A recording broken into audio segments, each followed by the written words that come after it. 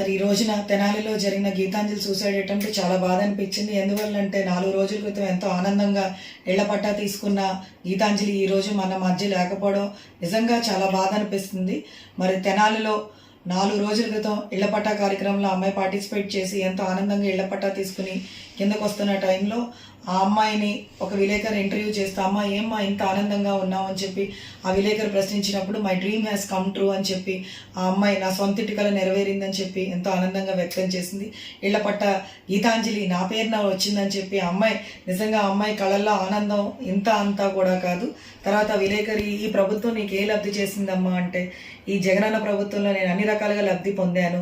అదేవిధంగా మా మామయ్య గారికి పెన్షన్ వచ్చింది, మా అత్తయ్య గారికి చేయూత వచ్చింది, అదేవిధంగా మా పిల్లలకు కూడా అమ్మఒడి డబ్బులు వస్తే నేను అది ఫిక్స్డ్ డిపాజిట్ వేసుకున్నాను. ఈ ప్రభుత్వంలో నేను చాలా ఆనందంగా ఉన్నామని చెప్పి విలేకరికి సమాధానం వచ్చింది.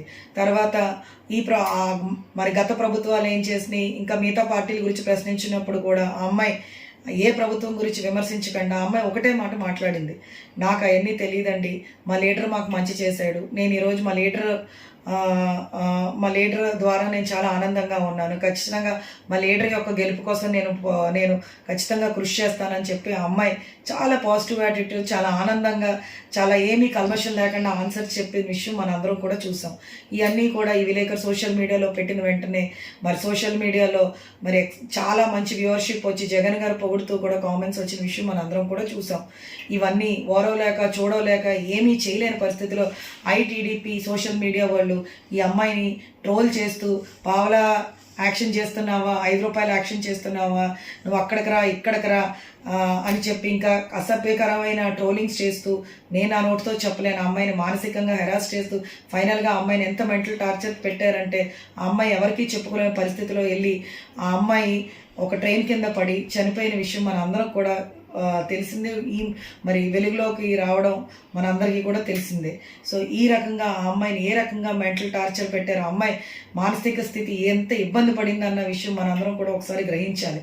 మరి ఈరోజు రాష్ట్ర హౌసింగ్ చైర్పర్సన్ కింద నేను ఒకటే అడుగుతున్నాను, ఈరోజు చంద్రబాబు నాయుడు గారిని, అదేవిధంగా మరి పవన్ కళ్యాణ్ గారిని, ఈరోజు జగనన్న ప్రభుత్వంలో మహిళలకు ఇళ్ల పట్టాలు ఇచ్చి మహిళలు ఆనందంగా ఉండాలి, మహిళలు స్వేచ్ఛా స్వాతంత్రంగా ఉండాలి, మహిళలు లక్షాధికారులు చేసే ఉద్దేశంతో ఈరోజు జగన్మోహన్ రెడ్డి గారి ప్రభుత్వం పనిచేస్తుంటే, మరి మీ యొక్క సోషల్ మీడియాలో ఉన్న ఐటీడీపీ మరి మెంబర్సు అదేవిధంగా ఫేక్ అకౌంట్లు క్రియేట్ చేసి మహిళలు ఏ రకంగా ఇబ్బంది పెడుతున్నారన్న విషయం, మరి ఈ రకంగా ఇబ్బంది పెడుతుంటే మరి మీరందరూ ఏం చేస్తున్నారని చెప్పి ఈరోజు ఒక 14 సంవత్సరాలు ముఖ్యమంత్రి చేసిన మీరు ఈరోజు మహిళల భద్రత గురించి ఈ రకంగా చేస్తున్న వాళ్ళందరూ ఏం చేస్తారని చెప్పి నేను మిమ్మల్ని చంద్రబాబు నాయుడు గారు మిమ్మల్ని ప్రశ్నిస్తున్నాను. అదేవిధంగా ప్రశ్నిస్తానన్న పవన్ కళ్యాణ్ గారిని కూడా నేను ఒకటే అడుగుతున్నాను, ఏమండి ఇప్పుడు మీరు ఏం ప్రశ్నిస్తారో మీరు ఖచ్చితంగా ప్రశ్నించాలి. ఎందుకంటే ఈరోజు మీ యొక్క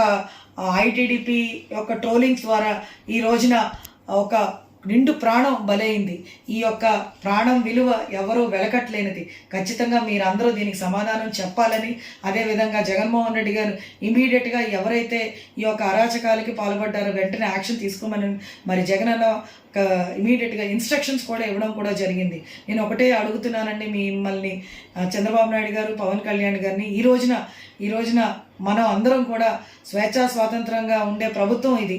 అదేవిధంగా ఈరోజు అంబేద్కర్ రచించిన కాన్స్టిట్యూషన్లో కూడా మనందరికీ తెలుసు మరి ఫ్రీడమ్ ఆఫ్ స్పీచ్ అని, మన స్వేచ్ఛా స్వాతంత్రంగా ఏదైనా మాట్లాడవచ్చు అని. ఈరోజు ఒక మహిళ స్వేచ్ఛా స్వాతంత్రంగా అంత ఆ అమ్మాయి జరిగిన లబ్ధి, ఆ అమ్మాయి పొందిన హ్యాపీనెస్ షేర్ చేసుకుంటే ఈరోజు ఆ అమ్మాయిని ట్రోల్ చేసి ఆ అమ్మాయి సూసైడ్ దాకా తీసుకొస్తారా అని చెప్పి ప్రశ్నిస్తూ ఇటువంటి అఘాయిత్యాలు జరిగితే ఈరోజు రాష్ట్ర మహిళలు అందరం ఊరుకునేదే లేదని హెచ్చరిస్తూ, అదేవిధంగా ఆ అమ్మాయి గీతాంజలి ఒక ఆత్మశాంతి కలగాలని, అదేవిధంగా ఆ అమ్మాయి యొక్క కుటుంబ సభ్యులు కొండంత ధైర్యం భగవంతుడు ఇవ్వాలని మనస్ఫూర్తిగా కోరుకుంటూ, ఖచ్చితంగా ఈ యొక్క ఇన్సిడెంట్కి పాల్పడిన వాళ్ళందరినీ కూడా ఖచ్చితంగా కఠినంగా శిక్షించాలని కోరుకుంటున్నాను.